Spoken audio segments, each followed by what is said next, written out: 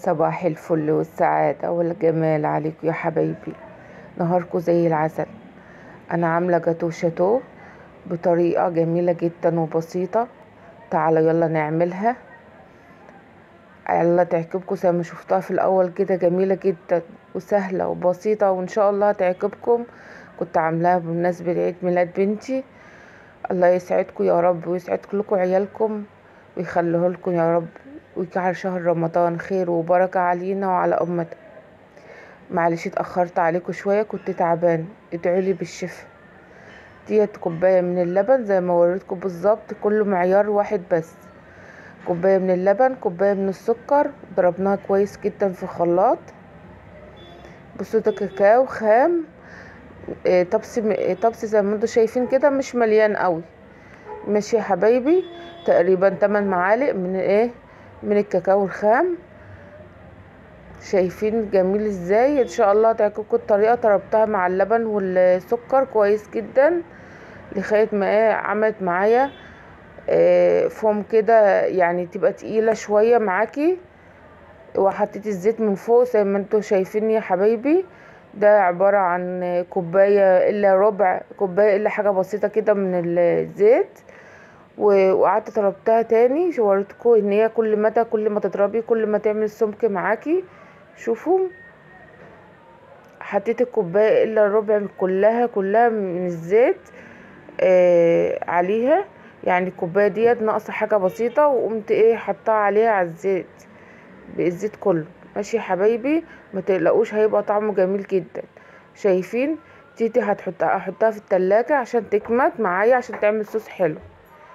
خلاص، انا بوريكم قد ايه. بصوا جميله جدا. شايفين يا حبايبي سمكها جميل ازاي؟ هتنفع تبقى كريمه جميله جدا. يعني صوص حلو قوي قوي. لو عاوزين تدهنوه سندوتشات هيبقى حلو جدا برضه. ماشي يا حبايبي. خلاص حطينا الثلاث بيضات اللي احنا حاطينهم، او بيضتين. مش هتقولك حاجه، احنا عايزينها خفيفه. احنا بقولك كنا حطيت كوبايتين من الدقيق، ومعلقه ملح، ومعلقه من البيكنج باودر. انا مش او نص معلقه من البيكنج باودر. مش عايزاها تبقى سميكه قوي، انا عايزاها عامله زي السرسرو كده، ما تبقاش تخينه. ماشي يا حبايبي. خلاص ضربناها جامد في الخلاط مع البيض، وقمت حطيت بقى البيكنج باودر والملح وقلبته كويس مع بعضه. حطيت كوبايه ونص من الدقيق. ماشي يا حبايبي. كوبايه ونص من الدقيق، وحطيت عليها نص معلقه من البيكنج باودر، وحطيت ملح. خلاص. ديت ميه سخنه. ميه سخنه يا حبايبي. مش سخنه قوي تافيه يعني. قمت مقلباها في شفشق الخلاط كويس جدا، عشان اخد الصوص اللي هو باقي في قلبها. وقمت حطاها زي ما انتوا شايفين كده. لو احتاجت ميه حطوا كمان ميه دافيه. بتدي سمكة حلوة جدا للكريمة للكيكة بتاعة الشوكولاتة، بتخليها طعمها حلو جدا جدا. جربوها بطريقتي وان شاء الله تعجبكم. ولو عجبتكم ما تنسونيش في اللايك. زي ما انتوا شايفين كده، حسيت ان هي السمك بتاعها مش تقيل لسه، فقمت مزوداها زي ما انتوا شايفيني كده يا حبايبي. لو اول مره تشوفوني، انا اسمي هند طلعت من ست الدار. على تعجبكم القناه، لفلكوا لفه، انا عامله حاجات جميله جدا فيها. ان شاء الله تعجبكم يا حبايبي. وما تنسونوش في اللايك والاشتراك في القناه، وتعلوا الجرس كده، والكلام الحلو اللي انتوا بتقولوا لي في التعليق. الله يسعدكم يا رب. ما تحرمش منكم دايما ابدا ابدا. وحشتوني جدا قوي. انا بقالي كتير ما نزلتش حاجه. انتوا وحشتوني فعلا، والله والله وحشتوني. ماشي. دهنت بقى، جبت ساق ودهنته طبعا. دهنت الورق الزبدة زيت عشان ما يلزقش فيه، لان ساعات الورق الزبدة بيلزق فيه الكيكة. فدهنته زيت وحطيت زي ما انتوا شايفين كده بعد تقليب. وشايفين السمك بتاعها، يعني تحسوا ان انتوا لما بتمسكوا المعلقة كده ما بتغرسش في قلب الكيكة. ماشي يا حبايبي. خلاص انا هضربها شويه على الرخامه، واقوم حطها بقى في الفرن على 180 ومش هتخيب معاكي ابدا، مش هتاخد معاكي وقت خالص. ديت عبارة عن كوباية لبن ساقعة ونص وحبة من الكريمة. انا ما حطيتش الطبس كله، انا حطيت 4 5 معالق من الكريمة. الكريمة دي خام، بتتقل بسرعة جدا ونوعها حلو قوي قوي قوي ما اقولكوش. ماشي يا حبايبي. كوباية بس من اللبن او المية ساقعة مدلكة. انا حطيت مية يعني حطيت مية على لبن بصراحة، ما حطيتش كله لبن، حطيت نصها مية ونصها لبن. ده بوريكم ان هي مية متلكة اهيت. حطيت الاول اللبن وقمت حاطه الكريمه وبعد كده زودتي. الطريقه ديت بتخليها حلوه جدا جدا. ماشي يا حبايبي. ده شربات شربات مركز عندي، شربات بتاع الكنافه والحاجات دي بس تقيل. بحطه عليها بتبقى لها شكل، بيديها طعم وسمك جميل جدا. جربوها، حلوه اوي الفكره ديت، احسن ما تحطوا سكر كمان. ماشي يا حبايبي. حطيت طبعا فانيليا ومعلقه رشه من الملح. خلاص تقلت معايا ولقيتها سمكها بقى حلو كده وتقيله.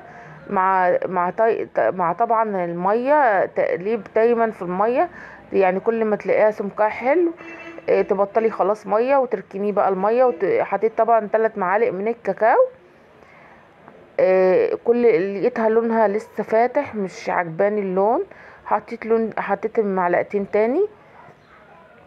تقريبا خدت معايا 3 معالق من الكاكاو مليانين على الاخر هرمية. دي معلقة من العسل اللي انا قلتلكوا عليه، اللي هو بيبقى مركز، ده عسل شربات اللي بيبقى مركز بيبقى تقيل قوي. حطيته عليه معلقة من صوص الشوكولاتة، وزي ما انتوا شايفين كده هسقي بقى الكيكة كلها بينها. حطيت مية دافية عشان تديها تتقلب كويس، لو سبتها شوية صغيرين هتلاقيها تقلت. ماشي يا حبيبتي. ماشي يا حبايبي. تقلتها سقيت الكيكة كلها وبعد كده حطيت كريمة وحطيت ده بسكوت اللي انتوا شايفينه ده بسكوت. معرفش الحتة دي قطعت معلش مني. حطيت ده بسكوت، وطبعا سقيت البسكوت بالصوص الشوكولاته اللي انا وريته لكم. وبعد كده هنعمل طبقه تانية من الكريمه. يبقى حطينا طبقه اولانيه من الكريمه وحطينا عليها صوص بسكوت وسقيناه تاني، وبعدين حطينا طبقه تانية من الكريمه. ماشي يا حبايبي. خلاص هنقوم حاطين بقى الصوص اللي انا قلت لكم عليه اللي احنا عملناه في الاول خالص. هنحطه طبعا على الوش كده فوق الكريمه. انا عملت التخطيطه ديت عشان خاطر ان هي تستقي مع تشرب مع الكريمه. شايفين انا زوقته بقى من بره يعني كده شكله جميل جدا.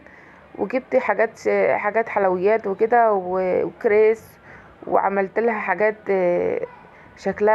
شكله شيك كده، وشوكولاته شوكولاته مدوره دي اللي بتتجاب من السوبر ماركت. ان شاء الله تعجبكم. وكاتو شاتو صغير كده بيبقى شكله شيك جدا في التقديم وفي الاكل. ان شاء الله تعجبكم الطريقه وشكله روعه جدا اهوت زي ما انتم شايفين. لو عجبتكم الطريقه ما تنسوش اعجاب والاشتراك في القناه. الله يسعدكم. كل عام وانتم بخير وبسعاده وبصحه وسلامه. كل سنه وبنتي طيبه وبصحه وخير وسلامه يا رب. كل اولادكم بخير وصحه وسلامه. متشكرة جدا للتعليقات الجميلة. الله يسعدكم ويحقق لكم كل اللي تتمنوه في حق هذا الشهر الكريم، ويسيح همنا وكربنا، ويسيح كل الديون اللي علينا وديون الناس، ويجعل شهر مفترج علينا، ويمنع عننا الغلاء والبلاء يا رب العالمين. اللهم امين يا رب العالمين. اللهم اسعدكم يا رب. شوفوا انا قدمته بقى في ورقه كده عشان كل واحد ياخد جادو بالورقه.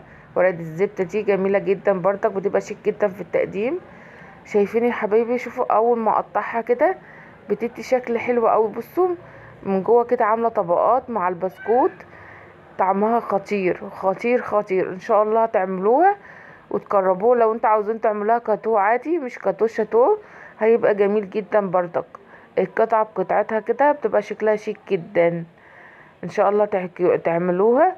طريقة البسكوت اللي جوه دوت بيبقى طعمه حلو جدا جدا.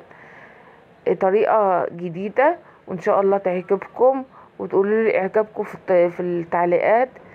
ما تحرمش منكم ابدا يا حبايبي. شايفين وانا بقطعها لكم، بوريكم قد ايه طرية وجميلة من جوه. شايفين طبقات جميلة جدا. مع الف سلامة، ومش هتبقى مكلفة عليكم ان شاء الله يا حبايبي، سهلة وبسيطة، واي حد ممكن يعملها.